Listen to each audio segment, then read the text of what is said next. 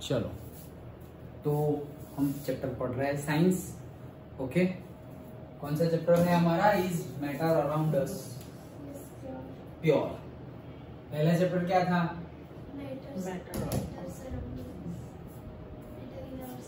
Matters in our surrounding. कि हमारे surrounding में जो मैटर्स है उसके बारे में हमने पढ़ा पहले। तो पार्टिकल नेचर क्या है क्या नहीं, उसकी प्रॉपर्टीज, इवापोरेशन, वो सब। सेकेंड चैप्टर में हम उसी के थोड़े डीप में जा रहे हैं कि वो मैटर जो है वो प्योर भी है या नहीं है। ओके, पहले प्रेयर कर लेते हैं। चलो, थर्ड वन। हे अंतर्यामी परमात्मा, मुझे किसी भी देहधारी उपदेशक, साधु, साध्वी या आचार्य का अवर्णवाद, अपराध, अविनय न करने की परम शक्ति दीजिए।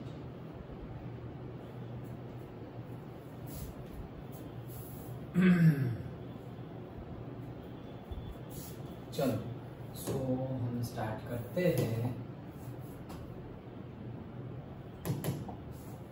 तो हमने स्टार्ट किया था सबसे पहले क्लासिफिकेशन से। कैसे क्लासिफिकेशन से स्टार्ट किया था कि भाई सब्सटेंसेस प्योर होते हैं या तो फिर मिक्सचर होते हैं।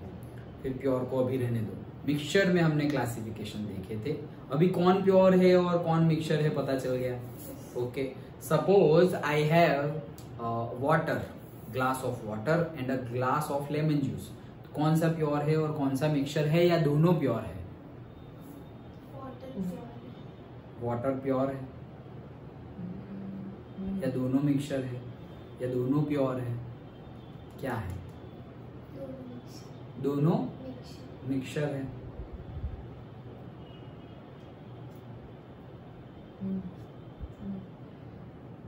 वाटर और लेमन जूस प्योर है और वाटर नहीं। अगर लेमन जूस अगर तुम प्योर बोल रहे हो तो वाटर को तो प्योर ही बोलना पड़ेगा। हाँ। क्योंकि लेमन जूस बनता है वाटर से। लेमन जूस वाटर से बनता है, तो तुम उसको प्योर बोलोगे तो इसको तो फिर बनाना ही पड़ेगा प्योर। बोलो, सोचो।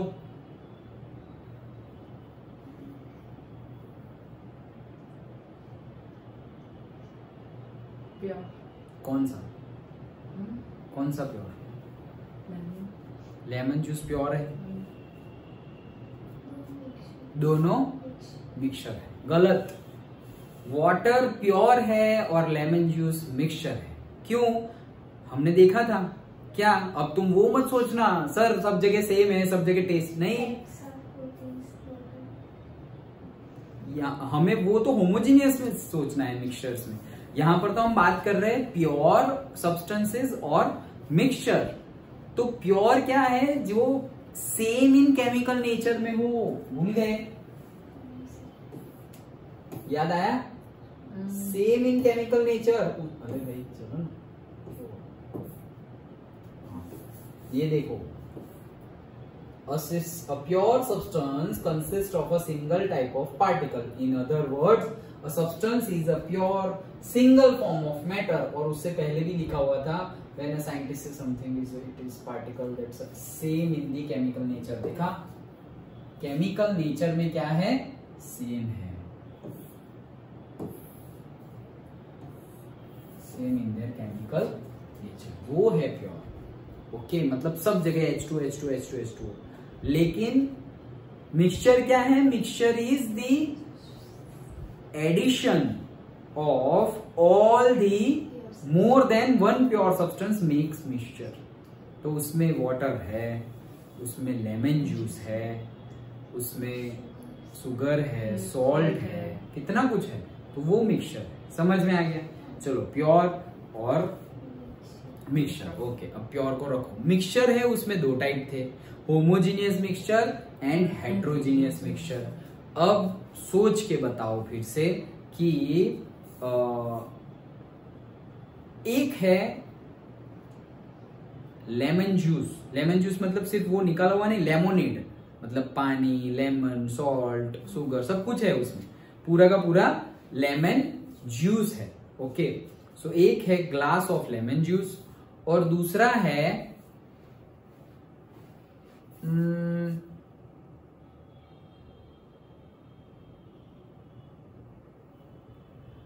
मिल्क।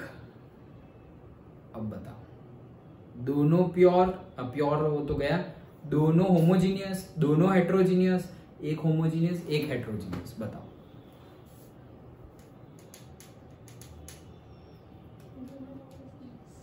दोनों होमोजीनियस, दोनों होमोजीनियस, गलत। यही सारी चीजें देखनी है। लेमन जूस तो होमोजीनियस है, हमने देखा ही था, सब जगह सेम मतलब दिखता है, सब जगह सेम टेस्ट भी आएगा। ओके, वो स्टेबल इन नेचर होता है। स्टेबल इन नेचर मतलब नीचे सेटल डाउन नहीं हो जाएगा। ओके, और फिल्ट्रेशन से अलग भी नहीं होता। ओके, फिल्ट्रेशन से अलग भी नहीं होता है। But milk is not a homogeneous solution. ये लगता है कि होमोजीनियस है but it is not homogeneous. दोनों ही मिक्सचर है but this is homogeneous lemon juice and milk is a heterogeneous mixture. वो हम आज देखेंगे। सो जो मिक्सचर है उसमें भी होमोजीनियस आ गया। अभी होमोजीनियस में भी टाइप है कौन सा? सॉल्यूशन। और हेट्रोजीनियस मिक्सचर में टाइप है क्या? Colloidal and suspension. तो ये जो कॉलोइडल है ना, वो है मिल्क। देखने में होमोजीनियस जैसा ही लगता है बट होमोजीनियस होता नहीं है। अब मुझे ये बताओ कि अगर होमोजीनियस सॉल्यूशन है जैसे कि लेमन जूस है, उसमें से मैं वन साइड में से अगर बीम ऑफ लाइट पास करूंगा तो वो बीम ऑफ लाइट दूसरी साइड दिखेगी, मतलब स्कैटर होगा या नहीं होगा? Can I see the beam of light through the lemon juice and through the milk?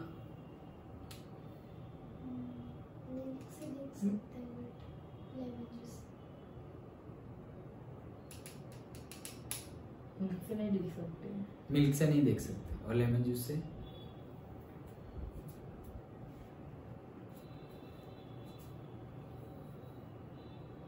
देख सकते हैं ना, लेमन जूस से कहां देख सकते हैं? हमने पढ़ा तो सही, होमोजीनियस हो जो भी, प्योर सब्सटेंस में भी नहीं देख सकते, होमोजीनियस हो तो भी नहीं देख सकते। क्यों? क्योंकि वो देखने के लिए वो जो बीम ऑफ लाइट है वो किसी के साथ टकराना चाहिए। वो पार्टिकल्स जिसके साथ टकराएगा वो पार्टिकल्स बड़े होने चाहिए तभी तो टकराएगा। सीधे सीधे लाइट आएगी, जैसे हमने देखा था कि ये लाइट यहां से यहां आ रही है तो कहां दिख रही है, कहां से कहां आ रही है? नहीं दिख रही। लेकिन नीचे से लाइट वो रूम से ये रूम आ रही तो दिख रही होगी, मैंने बताया था एग्जाम्पल तुम्हें। ओके, जैसे कि हम यहाँ अंधेरा कर दे, यहाँ अंधेरा कर दे और बाहर उजाला है तो बाहर की लाइट अंदर कैसे आ रही वो दिखाई देगा हमें। ओके, या सुबह सुबह देखना, इसको बोलते हैं Tyndall effect. Tyndall effect is nothing but scattering of light. तो स्कैटर कब होगा? जब कोई पार्टिकल होगा बीच में तो स्कैटर होगा। पार्टिकल्स तो होंगे ही ऑब्वियसली, लेकिन बड़ा पार्टिकल्स होगा। जैसे लाइट आ रही है और ये बड़ा पार्टिकल है तो यहां से स्कैटर्ड हो गई। लेकिन एकदम छोटा पार्टिकल है, मतलब ऐसे एकदम छोटा पार्टिकल है, लाइट आई और इसके अंदर से पास होके चली गई। समझ में आया? सो मिल्क में टिंडल इफेक्ट शो होगी, मतलब उसमें बीम ऑफ लाइट दिखेगा, बट पानी में और से लेमन जूस में वो नहीं दिखेगा। क्यों?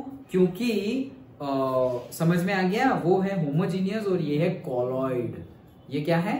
कॉलॉइड है। तो कॉलॉइड में क्या होता है? वहां पे होमोजीनियस सॉल्यूशन में हमने देखा, क्या देखा था? उसकी पार्टिकल साइज कितनी होती है?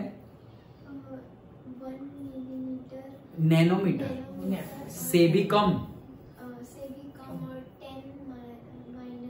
हाँ, मतलब वो तो नैनोमीटर का स्पेसिफिकेशन है। अगर पूछे तो हमें क्या बोलना है कि सॉल्यूशन में पार्टिकल साइज क्या होती है? 1 नैनोमीटर, लेस देन 1 नैनोमीटर होती है। और अगर कोई पूछे कि भाई ये कितना होता है, तो 1 nanometre is equals to 10⁻⁹ metre. तो तुम बोलो कि 1 नैनोमीटर से कम होती है, या तुम ऐसा बोलो 10⁻⁹ मीटर से कम होती है, दोनों सेम ही है। समझ में आया? लेकिन जो मिल्क है, जो हमें लगता है होमोजीनियस है, लेकिन वो होमोजीनियस नहीं है। उसमें जो पार्टिकल्स है वो 1 नैनोमीटर नहीं, बहुत बड़े होते हैं। ओके, उसमें 1 नैनोमीटर से भी छोटे होते हैं इसमें होमोजीनियस में, बट यहां पर तो बड़े पार्टिकल्स होते हैं। समझ में आया? पक्का? श्योर? ओके, सो आज हम देखेंगे कॉलॉइड। सो सॉल्यूशन देखा हमने, उसके बेस पे फिर कॉन्सेंट्रेशन, सॉल्यूशन की कॉन्सेंट्रेशन की टर्म्स देखी थी, unsaturated, saturated and super saturated. Saturated में से अनसैचुरेटेड कैसे जाना है वो भी हमने डिस्कस किया था, याद है ना सब कुछ। हाँ। एक न्यूमेरिकल भी डिस्कस किया था, सॉल्वेंट, सॉल्यूट और सॉल्यूशन, तीनों के बारे में बात की थी। तो ये सब चीजें याद रखनी है। सो विद दिस हम अब हमने सस्पेंशन के बारे में देखना है, और सस्पेंशन भी हमने स्टार्ट कर दिया था, राइट? ओके, फिनिश हो गया था। यहाँ है टिंडल इफेक्ट्स पे है, यहाँ what is colloidal solid, colloidal से ही स्टार्ट करना था। Suspension we have completed. तो सस्पेंशन क्या था? सस्पेंशन वो सॉल्यूशन से कैसे डिफर कर रहा था? सॉल्यूशन होमोजीनियस था, सस्पेंशन क्या है? हेट्रोजीनियस है। जैसे कि मैंने एग्जांपल दिया था, क्या?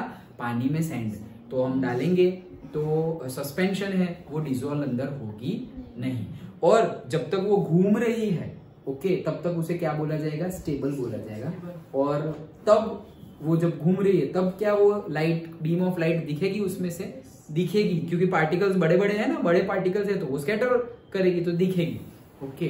बट जब वो बैठ जाए, नीचे सेटल डाउन हो जाए, तो वो क्या हो गई? इनस्टेबल हो गया। तो इनस्टेबल हो गया, इसलिए अब अगर बीम ऑफ लाइट करोगे तो तुम्हें दिखेगी नहीं। समझ में आया? सो इसीलिए मैंने सेंटेंस भी बताया था कि suspension will always shows the beam of light. तो फॉल्स आएगा, क्योंकि ऑलवेज लिखा है इसलिए, ऑलवेज में नहीं। अगर वो सेटल डाउन हो गए तो वो दिखेगा नहीं। अंडरस्टूड? उसकी पार्टिकल की साइज भी बड़ी होती है, हमने देखा था 1000 नैनोमीटर्स, ओके, याद है ना? ये देखो, ये देखा था हमने कि नॉन होमोजीनियस है, like those obtained then in which they are called homogeneous, remain particles do not dissolve but remain suspended throughout, naked eye से भी visible है। suspension is heterogeneous, can be seen by the naked eyes। and देखो, particles of the suspension scatter a beam of light passing through it and makes it path visible। scatter करेंगे, दिखेगा, but not always लिखा हो तो wrong। करता है, हाँ करता तो है, ओके, यहाँ लिखा हुआ है, देखो, the solute particles settle down when a suspension is left undisturbed, that is a suspension is unstable and they cannot separate it from the mixture। मतलब ये टाइम पे path of light visible होगी नहीं, and they can be separated from the mixture by process of filtration। ये filtration से अलग हो सकते हैं solvent and solute, लेकिन वहां पर homogeneous में और solution में solution mixture जो है उसमें filter से नहीं हो सकते। And when the particles settle down, the suspension breaks and it does not scatter the light anymore। Then अब colloidal के बारे में देखते हैं, जो मिल्क हमने बोला वो।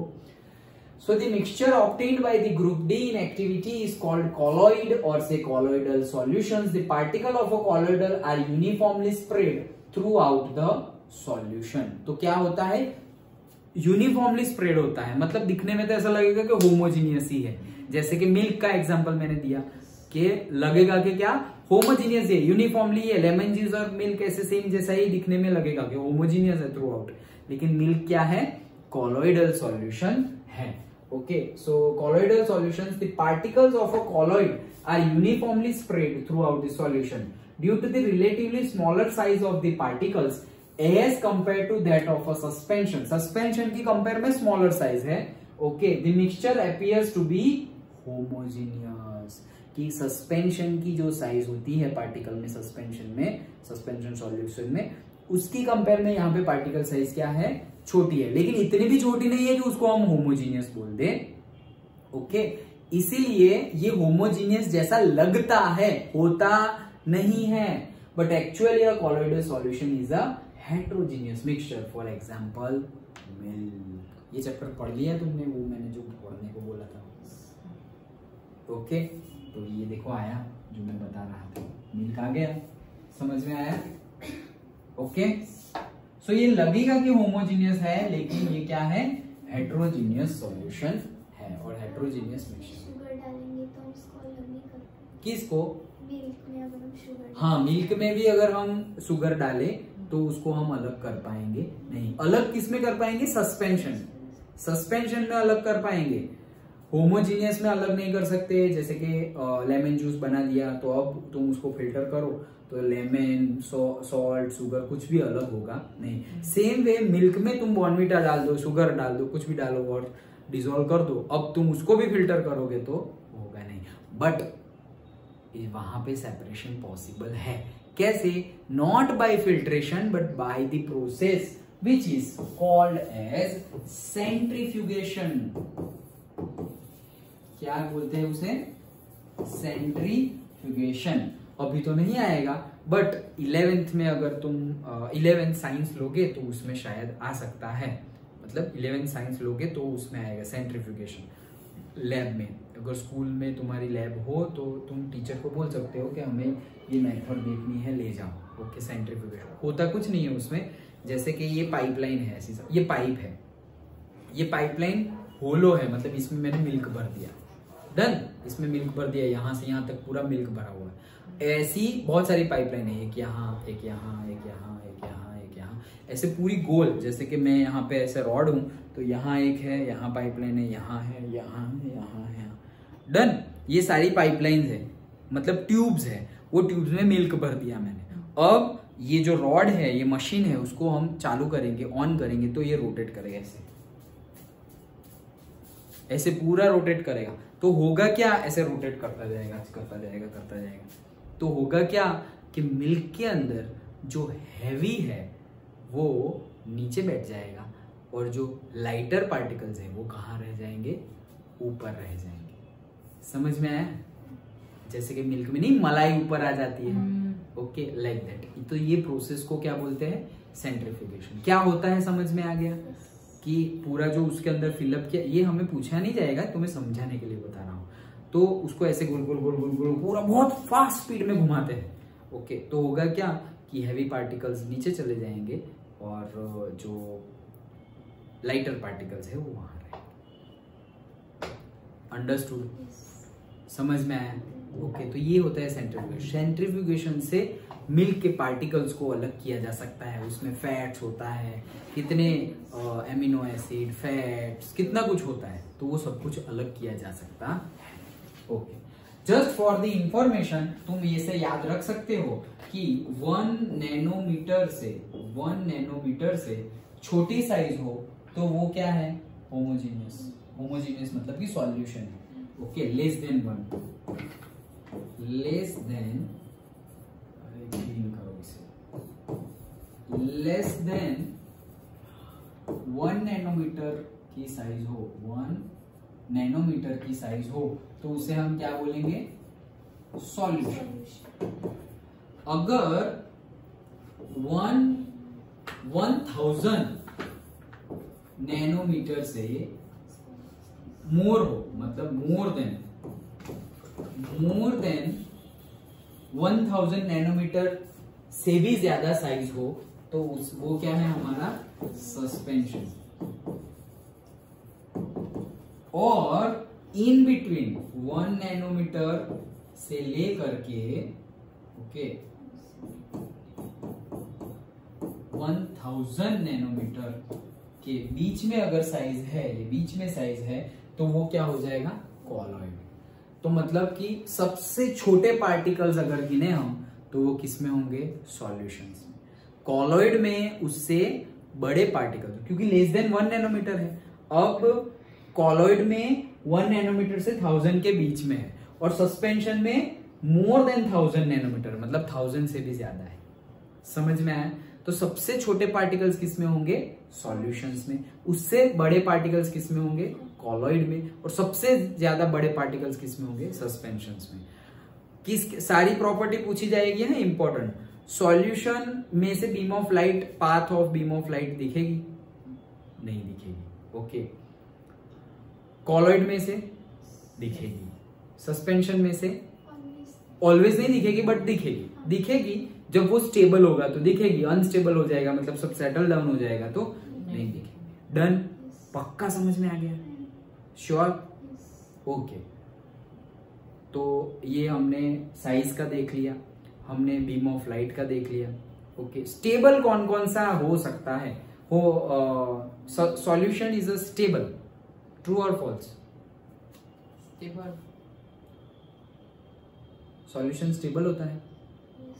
यस। करेक्ट, स्टेबल होता है क्योंकि वो नीचे सेटल डाउन नहीं होता। Colloidal is a stable solution. दोनों। बहुत टाइम लगता है, लेकिन बहुत टाइम लगता है। जैसे हमने पढ़ा कि सस्पेंशन सॉल्यूशन जो हो उसको हम अनडिस्टर्ब रखे तो धीरे थोड़े टाइम के बाद वो सेटल डाउन हो जाएगा, तो स्टेबल में से इनस्टेबल बन जाएगा। लेकिन दूध इतना जल्दी कुछ ऐसे नीचे नहीं बैठ जाता। ऐसा होता है क्या? दूध तुमने रख दिया, अरे 5 घंटे के लिए रखो तो भी दूध तो दूध है, वो ऐसे नहीं कि वो भारे भारे पार्टिकल्स नीचे चले जाएंगे। हाँ, ऊपर क्रीम आ जाएगा थोड़ा बहुत। अंडरस्टूड? समझ में आया? तो ये सारी प्रॉपर्टी पूछी जाएगी, तो हमें पूरा ऐसे रटना नहीं है। अंदर दिमाग में हो, समझ गए हो, अच्छा, तो कुछ रटने की जरूरत नहीं है कि भाई सबसे कम छोटे पार्टिकल्स, फिर थोड़े बड़े, फिर सबसे ज्यादा बड़े।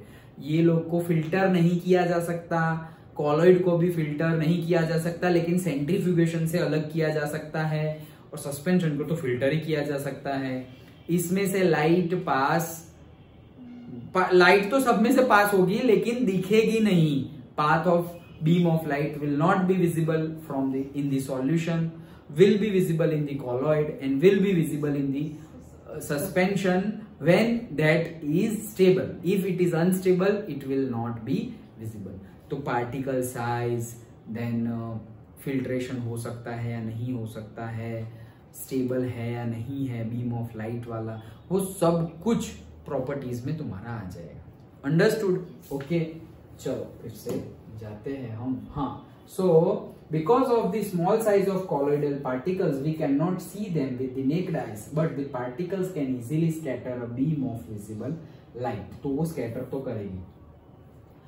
This scattering of beam of light is called the Tyndall effect after the name of the scientist who discovered it. तो कोई पूछे कि what is Tyndall effect, तो simple definition, scattering of beam of light is known as Tyndall effect। जो beam of light है उसको scatter जो हो रहा है उसको क्या बोलते हैं? Tyndall effect। अगर स्कैटर ना हो तो उसको बोलेंगे नहीं कि Tyndall effect। समझ में आया? सो क्या बोला है कि से but these particles can easily scatter a beam of visible light, and this scattering of a beam of light is called Tyndall effect after the name of scientist who discovered। मतलब जो साइंटिस्ट ने ये discover किया था उसका नाम टिंडल था, तो ये इफेक्ट को नाम क्या दे दिया गया? Tyndall effect. Okay, Tyndall effect can also be observed when a fine beam of light enters a room through a small hole. मतलब कि एकदम स्मॉल होल है, ओके, और वहां से बीम ऑफ लाइट आ रही है तो भी हमें दिखेगा। सुबह के टाइम पे देखना, बीच बीच में जो डस्ट के पार्टिकल्स है वो भी दिखते हैं, ऐसे ऐसे ऐसे करके आ रहे हैं। देखा है? हाँ। देखा ही होगा ऑब्वियसली। सो वो भी है। Okay, this happens due to the scattering of light by the particles of dust and smoke in the air. तो ये टिंडल इफेक्ट, ये स्कैटरिंग क्यों हो रहा है? क्योंकि एटमॉस्फेयर में जो पार्टिकल्स ऑफ डस्ट है, धूल मिट्टी के पार्टिकल्स और स्मोक के पार्टिकल्स, ओके, मतलब कि जो ऑक्सीजन है और जो CO2 और वो सब मॉइस्चर, वो सब मिक्स हो गया है और बड़े बड़े पार्टिकल्स जो बन गए हैं वो लोग स्कैटर कर रहे हैं, और वो स्कैटरिंग की वजह से ये ऐसा दिखता है। अंडरस्टूड? पक्का समझ में आया? श्योर? ओके, चलो। सो आगे टिंडल इफेक्ट देखो, टिंडल इफेक्ट का फोटोग्राफ किया मैंने।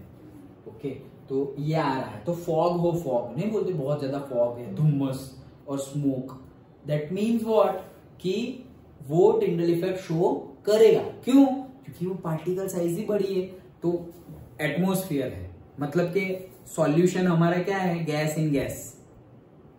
गैस इन गैस बना क्योंकि पूरी एयर है, मतलब गैस है, और उसके अंदर स्मोक है, वो भी गैस है, लेकिन ये बड़े पार्टिकल्स है। सो गैस इन गैस बना, तो ये भी क्या करेगा? टिंडल इफेक्ट शो करेगा। Okay, so टिंडल effect can be observed when sunlight passes through the canopy of a dense forest. In the forest, mist contains tiny droplets of water which acts as particles of colloid dispersed in air.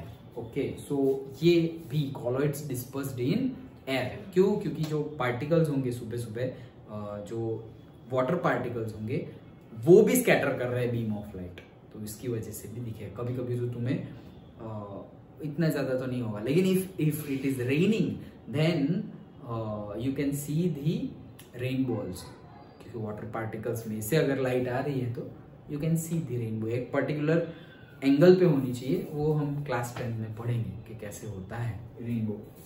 समझ में आ गया? Okay, now properties of a colloid. देखो सबकी property important है।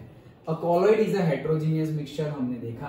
The size of the particles of the colloid is too small to be individually seen with the naked eyes, मतलब कि छोटी है, नेक्ड आइज से पार्टिकल्स विजिबल नहीं है।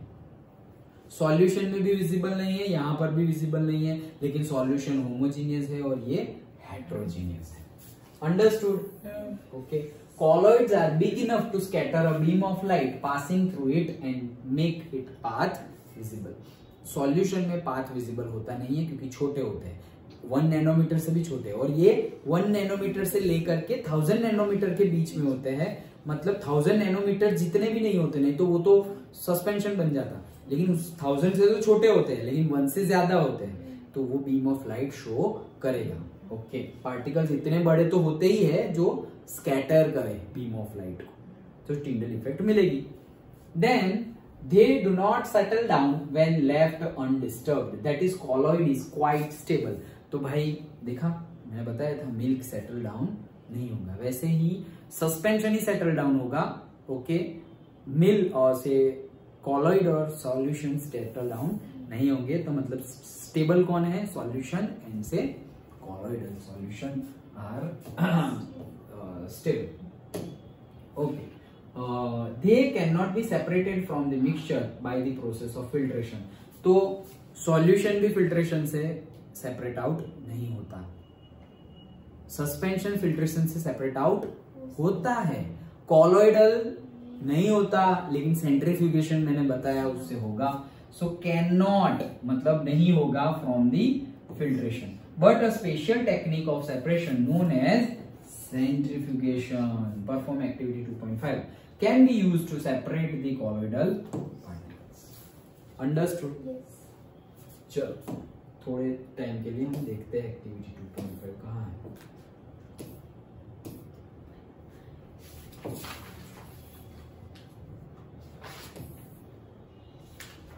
कहाँ है? सर वही पेज पे, वही पेज पे, इसके आगे और बस ऊपर और ऊपर करो, नहीं ओल्ड में 90 पेज है। ये सर नीचे नीचे करो, ये देखो, ये है तुम्हारा सस्पेंशन। सर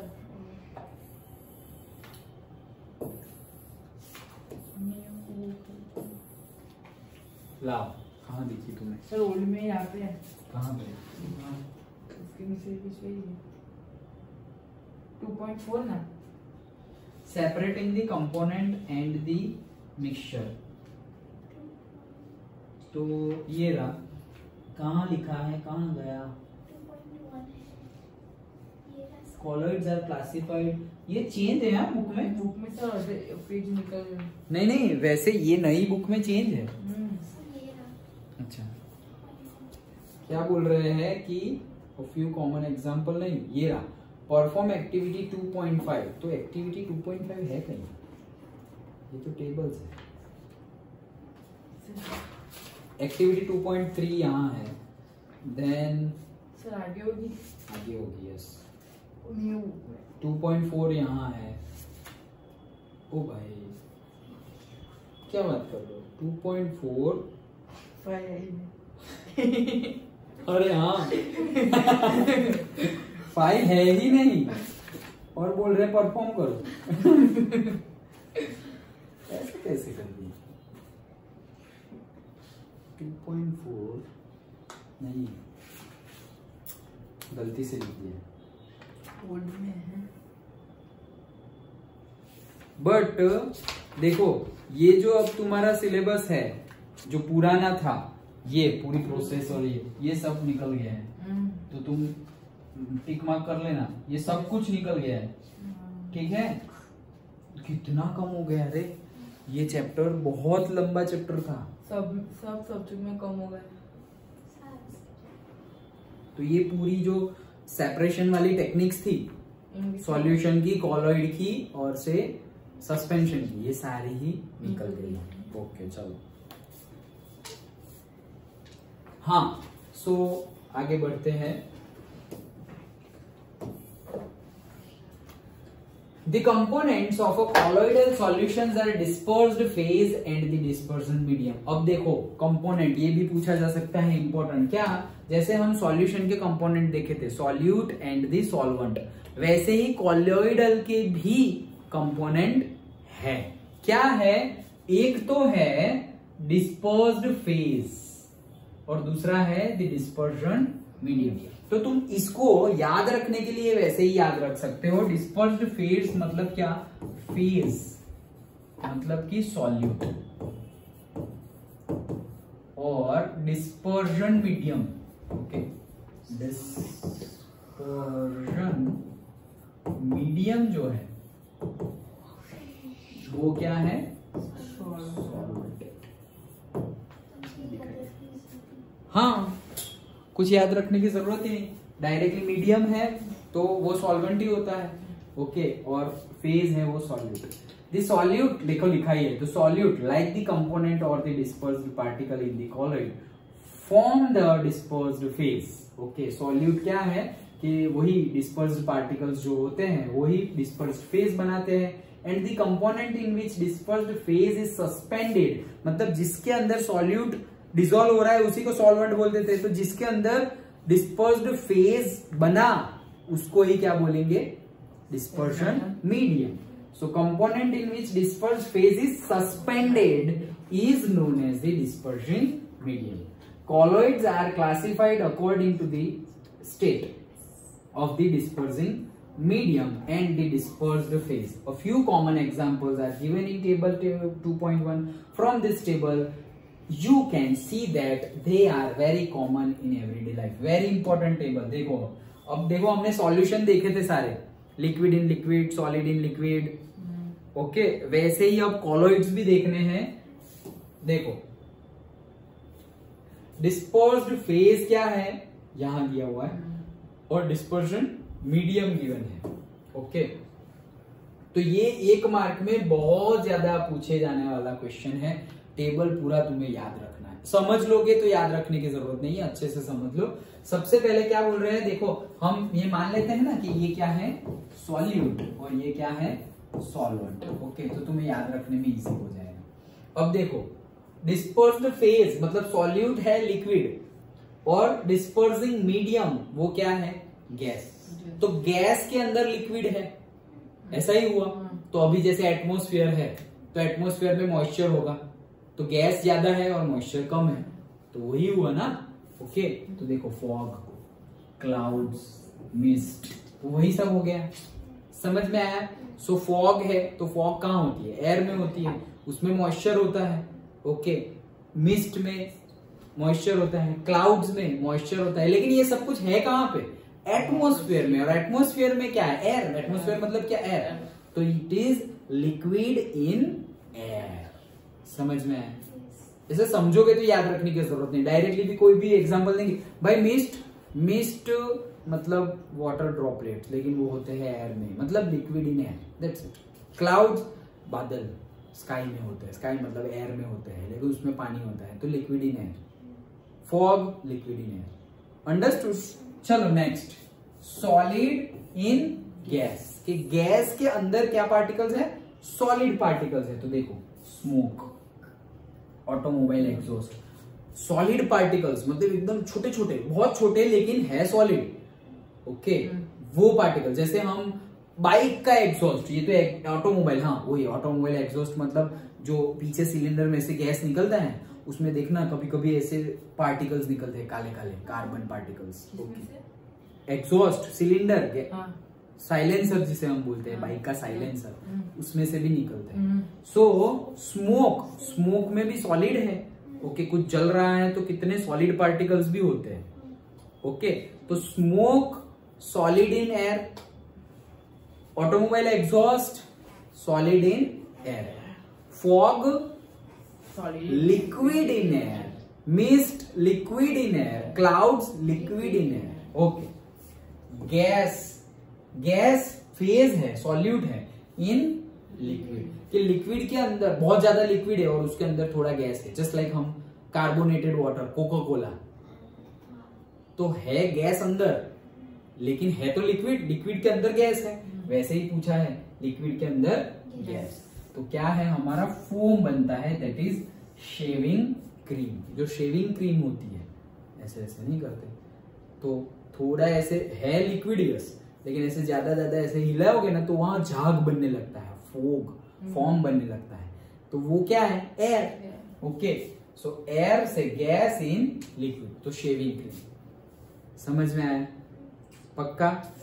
ओके, नेक्स्ट है liquid in liquid, most important, ये बहुत ज्यादा पूछा जाता है, इमल्शन। सो इमल्शन मतलब डरना नहीं है, लिक्विड इन लिक्विड को क्या बोलते हैं, इमल्शन बोलते हैं। तो भाई milk is an emulsion, milk emulsion है क्योंकि अंदर लिक्विड पार्टिकल्स है और वापस लिक्विड में ही है, लिक्विड इन लिक्विड। तो मिल्क और से face cream, fair and lovely, okay, face cream, तो वो क्या है, liquid in liquid. Okay, solid in liquid, liquid के अंदर सॉलिड, तो उसे क्या बोलेंगे, सॉल्यूशन बोलेंगे। ओके, जैसे कि नींबू पानी अपना। So milk of magnesia and से मड, तो मड में भी, कीचड़ में भी सॉलिड होता है लेकिन ज्यादा क्या होता है, लिक्विड होता है। सो मड और से मिल्क ऑफ मैग्नीशिया, मतलब ऐसा समझो कि थोड़ा सॉलिड पार्टिकल्स वाला मिल्क होता है, ऐसे थोड़े पीने के लिए भी यूज होता है। Okay, milk of magnesia. Then gas in solid, solid के अंदर गैस, तो that is a foam, foam जो होता है। ओके, सॉलिड के अंदर गैस, जैसे कि हमारे स्पॉन्ज, यस वेरी गुड, वही मैं बताने वाला। सोफा है सपोज, तो कैसे सोफा है और मैट्रेस है, तो वैसे तो सॉलिड है, इतना बड़ा लग रहा है, ऐसे ही बैठे, हवा जो अंदर थी वो बाहर निकल गई और जैसे ही हम उठे वापस अंदर हवा घुस गई।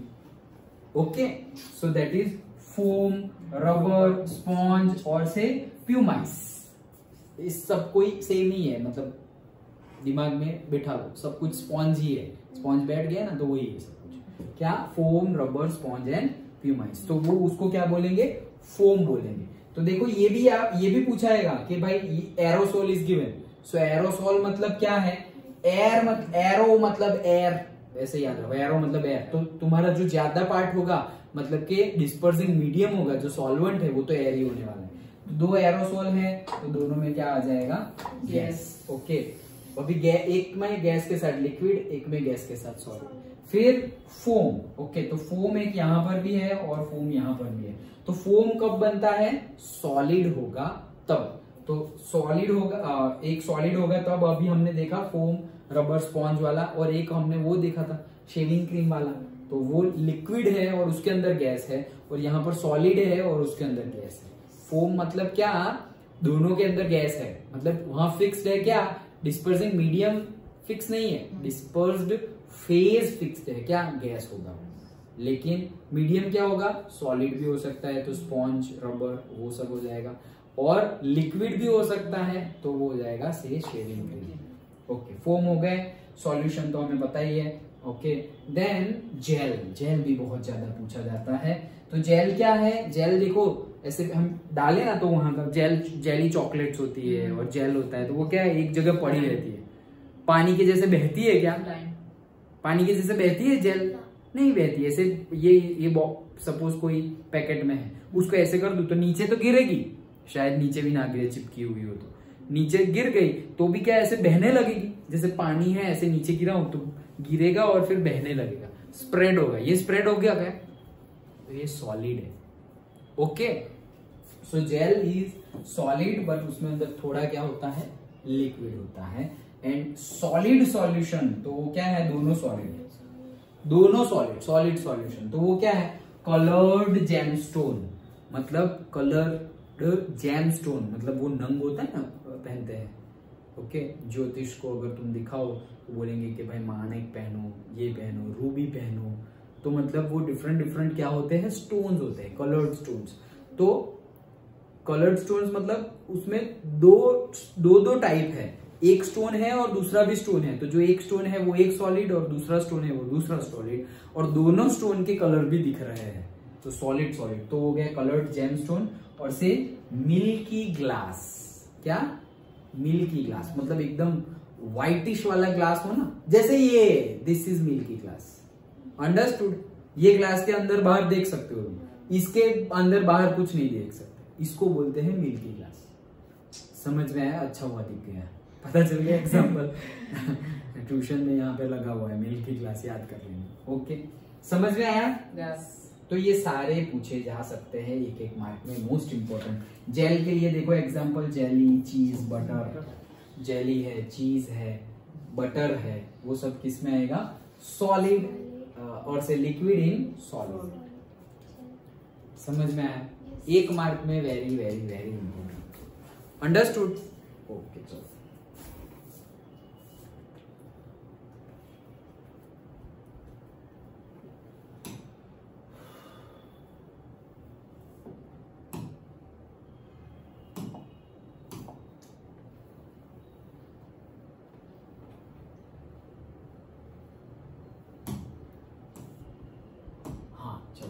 अब आते हैं हम फिजिकल एंड केमिकल चेंजेस पे। तो बहुत ही ज्यादा सिंपल टॉपिक अभी हमारा बाकी रहा है, physical and chemical change. Physical and chemical change मतलब क्या? हाँ बस, तो अगर कुछ हो, जैसे कि ग्लास है, ग्लास मटेरियल का ग्लास है, उसको मैंने फेंका, वो टूट गया, ये क्या है? फिजिकल चेंज हुआ या केमिकली चेंज हुआ? फिजिकली चेंज हो गया ना, टुकड़े टुकड़े हो गए उसके, तो वो क्या हो गया? फिजिकल। पेपर है, उसको मैं ऐसे फाड़ रहा हूं, तो ये कौन सा चेंज है? Physical change. केमिकल नहीं, फिजिकली तो है। यहाँ कहाँ कौन सी केमिकल प्रोसेस की? सिर्फ उसको फाड़ दिया, तो उसका शेप, साइज, देखो शेप चेंज हो जाए, साइज चेंज हो जाए, कलर चेंज हो जाए। कलर चेंज तो केमिकल में भी आएगा, बट ये सब क्या है? शेप, साइज, उसका वो, इसको कैसे क्या माना जाएगा? Physical change. ओके, जैसे कि हमारे पास वाटर है, वाटर को हमने बर्फ बना दिया, आइस बना दिया, तो ये कौन सा चेंज है? पक्का? नहीं, पानी को बर्फ बना दिया, तो यहाँ कहाँ केमिकल? कोई केमिकल प्रोसेस हुई क्या? फिजिकल प्रोसेस हो रही है। कौन सी? जो हम पढ़ रहे हैं ऑलरेडी।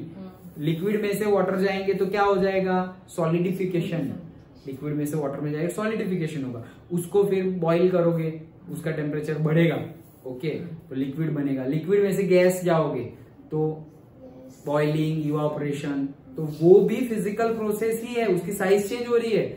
नहीं तो पानी ही है, तुम आइस का केमिकल इक्वेशन भी H2O ही होगा फॉर्मूला, और पानी का भी H2O, और स्टीम जो है, मॉइस्चर है, उसका भी H2O ही होगा, केमिकल फॉर्मूला चेंज होगा नहीं। समझ में आया? सो जहां कोई नई चीज बन रही हो उसको बोलेंगे केमिकल चेंज। नई चीज बने, ये याद रखो, नई चीज बने तो केमिकल चेंज, नई चीज ना बने तो केमिकल चेंज नहीं। ओके, जैसे कि पेपर अभी मैं फाड़ रहा था, अब पेपर को जला रहा हूं, तो वो केमिकल चेंज है। क्यों?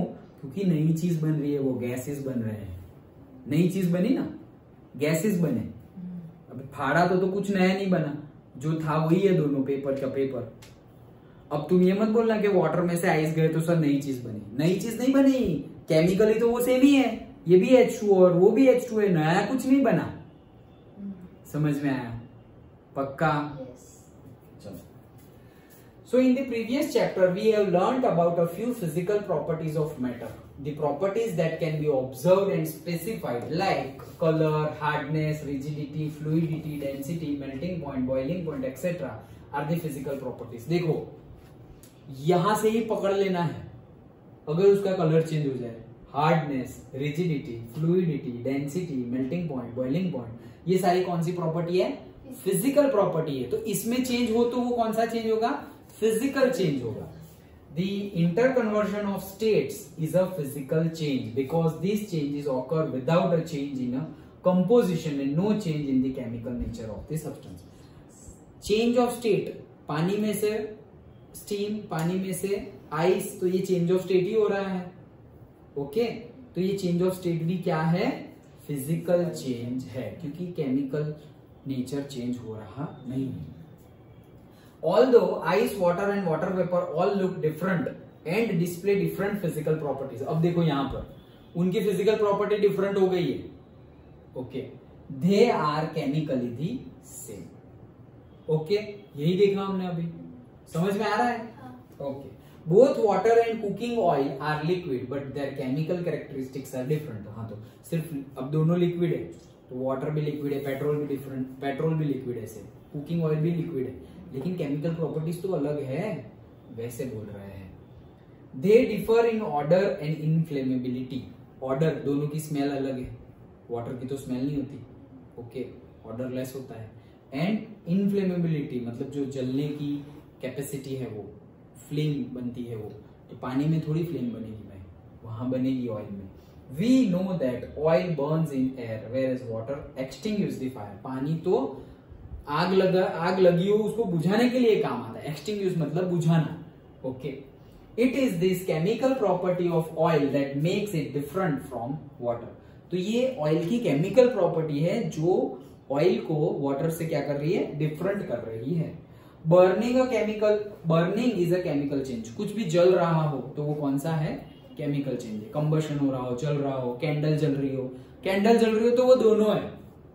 कैंडल जल रही है तो जो वैक्स है वो पिघल रहा है, तो वो उसकी साइज ऐसी थी, धीरे धीरे धीरे धीरे करके छोटी होती जा रही है, तो वो क्या है, फिजिकल चेंज. लेकिन जो बर्न हो रहा है, नए गैस प्रोड्यूस हो रहे हैं, तो वो क्या है, केमिकल चेंज. ओके.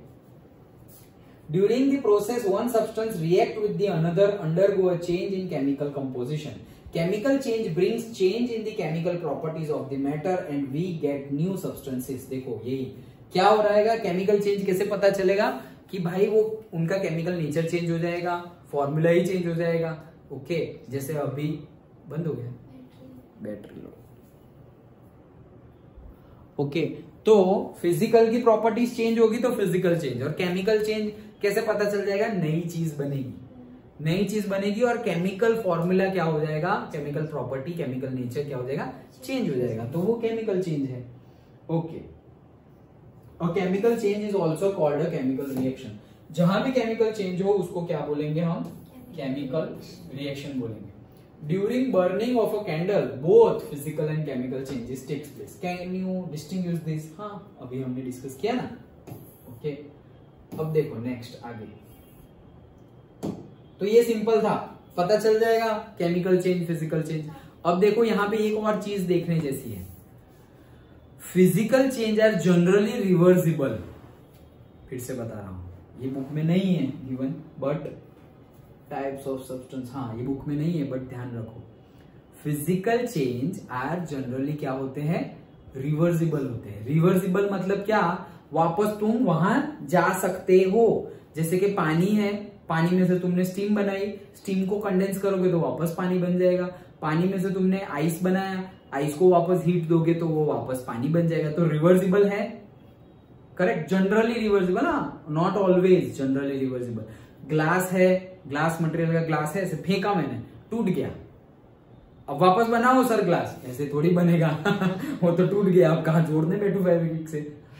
ओके, वो तो टूट गया. तो exceptions are there. Chemistry is full of एक्स बोल रहा हूं. Chemistry is full of exception. Okay, chemistry में बहुत सारे एक्सेप्शंस हैं, तो ये एक एक्सेप्शन है. क्या मैंने बोला ना, जनरली वो फिजिकल चेंज क्या होती है, रिवर्सिबल होती है. Understood, generally. बट ये suppose breaking of glass is not a reversible process, गया वो गया. वेरेज, और ये जो होता है केमिकल, वो थोड़े टाइम के लिए होता है. Okay, it's a temporary. Physical change क्या होता है, टेम्पररी होता है. फिजिकल चेंज टेम्पररी होता है और रिवर्सिबल इन नेचर होता है. और ये ऑपोजिट, ये जनरली इरिवर्सिबल होता है. पेपर को जलाओ, सर जला दिया, अब वापस पेपर लाओ, अरे भाई जला दिया, खत्म, अब नहीं आएगा, डन. जनरली क्या होगा, इरिवर्सिबल होगा. मतलब रिवर्सिबल ना हो उसको क्या बोलेंगे, इरिवर्सिबल. एंड दूसरा क्या बताया मैंने, क्या बताया, जनरली रिवर्सिबल होगा. हाँ, और वो generally short period of time के लिए होगा, टेम्पररी होगा. और ये क्या होगा, परमानेंट होगा। मतलब एक बार जला दिया तो जला दिया, अब कहां से वापस, तो परमानेंट जैसा हो गया ना। तो ये भी याद रखना, फिजिकल और केमिकल चेंज के साथ ये चीज भी याद रखना। समझ में आया?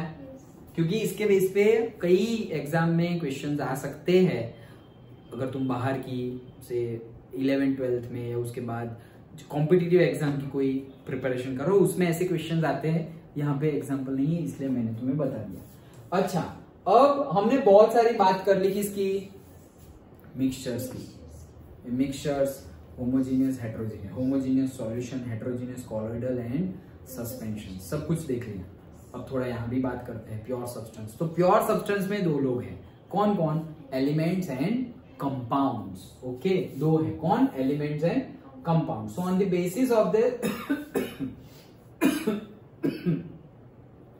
on the basis of chemical composition, substance can be classified as elements or compounds. chemical composition के बेस पे डिसाइड होगा क्या कि वो एलिमेंट है या कंपाउंड है। सिंपल वे में मैं तुम्हें बता देता हूं, याद रखना, अगर सारे पार्टिकल सेम एलिमेंट के हो तो उसे क्या बोला जाएगा, एलिमेंट। सारे पार्टिकल सेम मतलब कि जस्ट लाइक प्योर, जैसे हम बात करते हैं, जैसे कि से O है, O मतलब ऑक्सीजन, तो ये क्या है, एलिमेंट या कंपाउंड, एलिमेंट, क्योंकि सिर्फ O है। अब मैंने O के दो ले लिए, O2, फिर भी ये एलिमेंट ही है। समझ में आया? O2 भी क्या है, एलिमेंट ही है। अब जब हम 3rd चैप्टर और 4th चैप्टर पढ़ेंगे ना, वहां हम एलिमेंट के बारे में देखेंगे। तो एक्चुअली हमारा एलिमेंट है ऑक्सीजन, O2 हमारा एलिमेंट नहीं है, O2 हमारा कहलाएगा मॉलिक्यूल। क्या बोलाएगा, मॉलिक्यूल। मतलब ये एक एटॉम है और ये मॉलिक्यूल ऑफ, ये एटॉम ऑफ ऑक्सीजन है और ये मॉलिक्यूल ऑफ ऑक्सीजन है। तो वो हम 3rd और 4th चैप्टर देखेंगे तब पता चलेगा। लेकिन है क्या ये, हम अगर प्योर सब्सटेंस को दो पार्ट बनाए, सिर्फ तुम्हारे पास दो ही ऑप्शन है, ये या तो ये एलिमेंट या तो ये कंपाउंड। तो ये क्या है, एलिमेंट। और कंपाउंड कौन होते हैं, जो दो अलग अलग होते हैं, जैसे कि H2, तो भाई उसमें हाइड्रोजन भी है और उसमें ऑक्सीजन भी है, तो वो कंपाउंड हो गया। समझ में आया? कंपाउंड मतलब क्या, एक से ज्यादा एलिमेंट्स अंदर हो। सेम अगर देखो यहां भी एक से ज्यादा ही है, ऑक्सीजन और ऑक्सीजन, लेकिन ये सेम है O2। ओके, P4 होता है, फॉस्फोरस 4, भाई 1 2 3 4, ये फॉस्फोरस 4, बट फिर भी ये क्या है, एलिमेंट। ओके, लेकिन अगर मैं ऐसा बोल दूं, ये O2 तो क्या था, एलिमेंट, लेकिन मैं CO2 कार्बन डाइऑक्साइड बोल दूं तो ये हो जाएगा कंपाउंड, क्योंकि ये कार्बन भी आ गया ना अंदर।